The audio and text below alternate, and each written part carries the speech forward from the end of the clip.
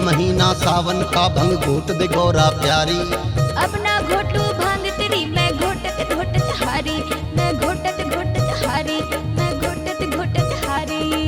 ओ भोलेनाथ जी मेरे नाथ जी, सौतन ये भंगिया भई भई रे भोलेनाथ जी, सौतन ये भंगिया भई भई रे भोलेनाथ जी।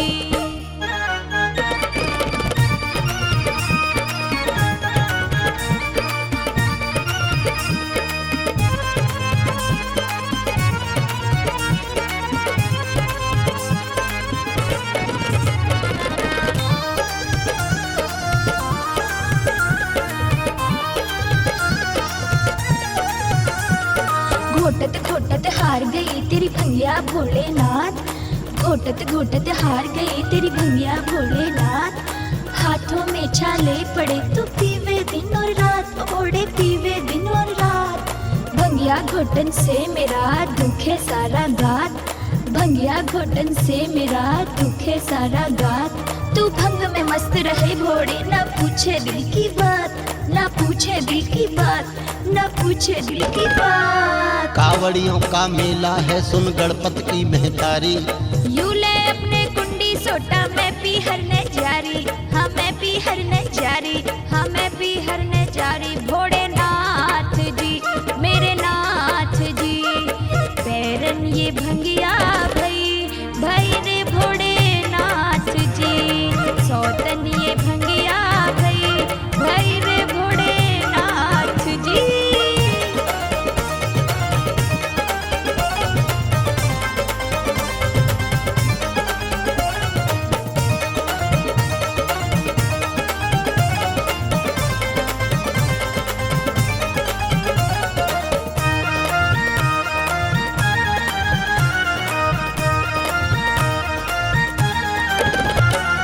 रोज रोज भंग पीवे भोले अकल गई तेरी मारी, रोज रोज भंग पीवे भोले अकल गई तेरी मारी।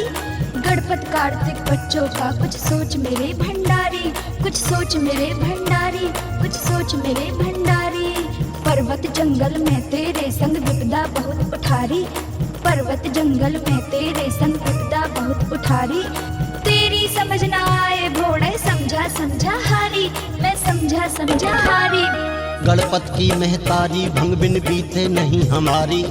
गर्मी सर्दी वर्षा झेलू न तेरे महल अटारी, न तेरे महल अटारी, न तेरे महल अटारी। भोलेनाथ जी ओ मेरे नाथ जी, पैरन ये भंगिया भई भई रे भोलेनाथ जी, सौतन ये भंगिया भई भई रे भोलेनाथ जी।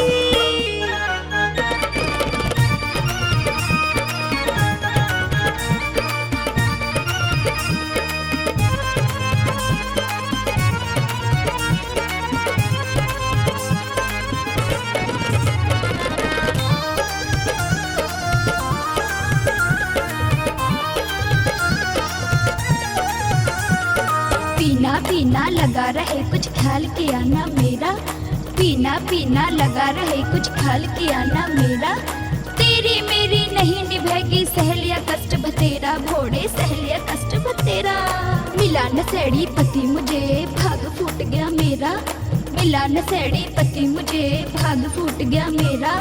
यो ले अपने टाट कमांडर और लगा ले डेरा, भोड़े कहीं लगा ले डेरा, कहीं लगा ले डेरा। मोमराज अलबेले की ये विनती है त्रिपुरारी। चरणों का तू दास बना ले ये अरदास हमारी, ये अरदास हमारी। भोड़े ये अरदास हमारी, भोड़े